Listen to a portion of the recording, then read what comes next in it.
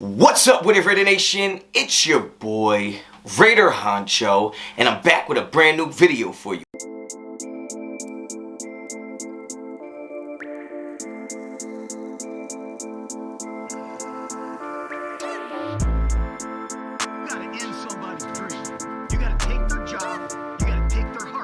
Alright guys, get right into it. You already should know the vibes. You already know what type of time I'm on. If you're not a subscriber to the channel, well damn, subscribe to the channel. Hit me up on Instagram and Twitter, both at Raider Honcho. Check out Raiderinfo.com. And don't forget to visit RedemptionBrand.com, the only sponsor for my channel. Take 15% off all your orders using promo code Honcho15. Let's get into the madness. I'm sick, man. I'm sick and tired of being sick and tired of watching this damn team just completely unravel and fold and just fall apart in the second half of football games. Now, we all know Christmas Eve was Christmas Eve, and the way we lost that game was just sickening. It was pathetic. It was abysmal. It was just absolutely atrocious the way the Raiders lost that game, particularly what Derek Carr did with the football and the way he turned the ball over. Now, just because I'm criticizing Derek Carr, just because I'm being critical of Derek Carr, just because I'm putting blame on Derek Carr does not mean that I'm doing a complete 180 and saying, oh, Derek Carr's trash, Derek Carr's this. No. All I'm saying is for this particular game, Derek Carr was terrible for this particular game. Now, I just don't understand why every other team seems to be able to do the regular things that the NFL teams do and the Raiders cannot, which is protect leads, close out games, complete passes, get first downs, get touchdowns in the red zone, kickoff, field goal. It just seems like the Raiders make everything look so hard, but every team makes it look so easy just to do the regular things, man, like completing passes. The turnovers that Derek Carr had are just inexcusable, inexplainable. I don't know. Inexcusable, unexplainable. One of the two things. I don't even know, man. He got my damn.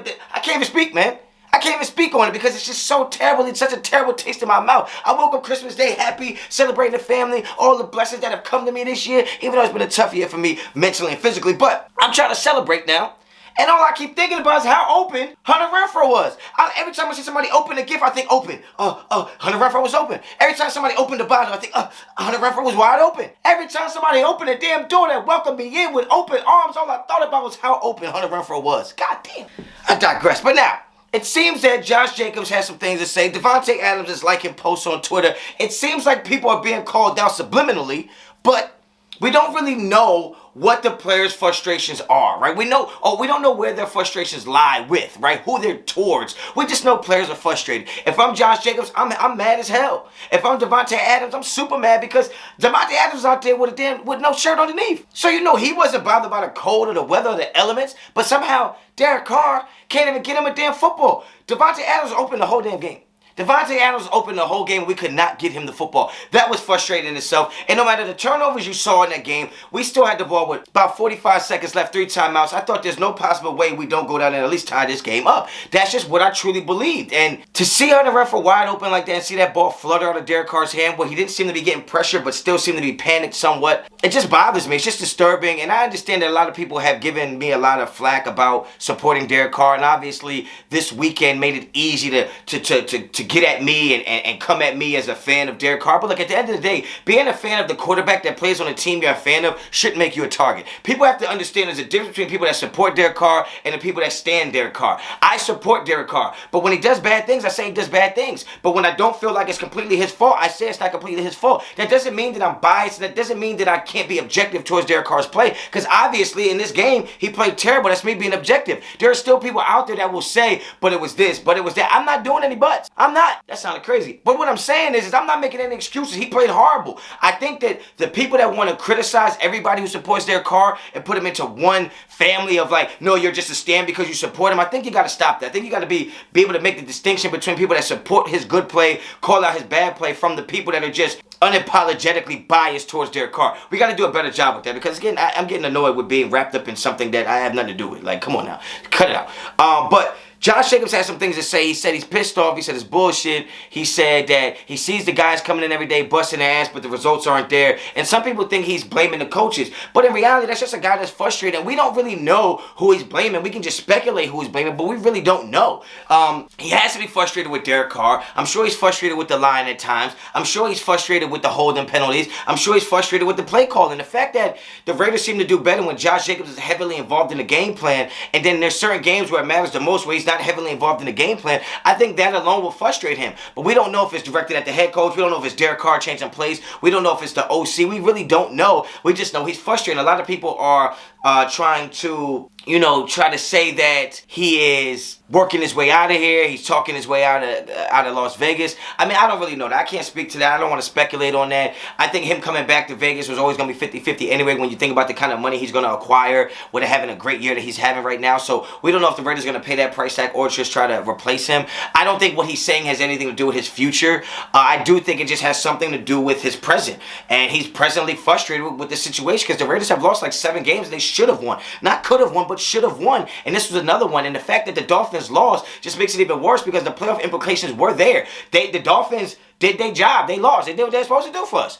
We didn't do what we were supposed to do. We didn't take care of what we needed to take care of. And that seems to be the narrative of the Raiders season this year. We're just not doing what we need to do to take care of what we need to take care of and get the job done. You talk about Davante Adams liking posts on Twitter that are saying, can you throw the ball to Davante? He's played in this weather for 8 years. Yeah, I agree. Davante Adams was primed to have a game just like games he's had in Green Bay. And we don't have the quarterback to do what the quarterback has done in Green Bay, and that's just it, man. Derek Carr is not as good as Aaron Rodgers. He's not as accurate as Aaron Rodgers. He's not as cold-blooded as Aaron Rodgers. He's just not as good as Aaron Rodgers. But at the end of the day, he didn't need to be as good as Aaron Rodgers. He just needed to be better than what he was, and he just wasn't, man. Derek Carr was absolutely awful this game. I don't think that should be indicative of his entire season. I think Derek Carr has had a mediocre season. I graded him as a B- going into this game. Obviously, that grade would drop.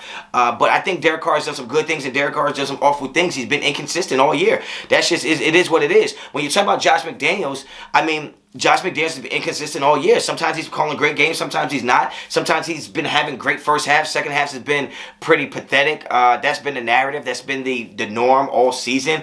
But I just know as a coach, there's sometimes you know what you're talking about. You know what to do. You just don't always know when to do it. And I think that's where Josh McDaniels is struggling. Josh McDaniels knows the game of football. Josh McDaniels knows how to win.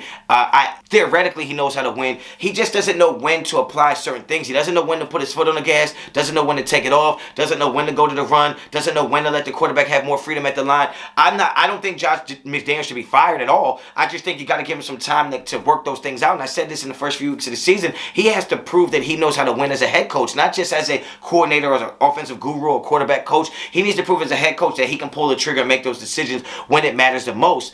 And I thought he had to prove that. As far as Derek Carr and his future with the Raiders, when he threw that interception, I said out loud that he was done. I said that Derek Carr is probably done in Vegas. He's playing his last few games in Vegas.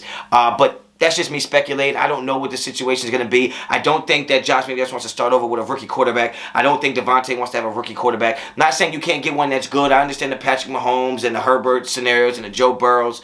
But honestly, the quarterbacks in this draft don't seem to be those caliber of players, in my opinion. Again, I don't scout. I don't recruit or anything like that for the college level, so I don't really know. But what I do know is that as bad as Derek Carr has been, it doesn't mean it's going to be easy to replace him. Because at the end of the day, if you're just replacing with somebody as good as Derek Carr, then you're just going to get the same results as Derek Carr. You got to improve. You got to replace him with somebody better. It has to be an upgrade, or the Raiders are just going to be spinning their wheels. And that's just the facts of the situation. But I want you guys to get down in the comments right now. Let me know where you think the frustration lies the most with the team. Are the players mad at the coaches? Are the players mad at other players? Or is it both? Are the players mad at coaches and players? Get down in the comments and let me know what you think. If you like this video, like the video. If you like the content on this channel, well, damn, subscribe to the channel. Hit me up on Instagram and Twitter, both at Raider Honcho. Check out Raiderinfo.com. Visit redemptionbrands.com. Take 15% off all your orders. Use the promo code Honcho15. Enjoy the rest of your day. And as always, till the next time, Raider Honcho out.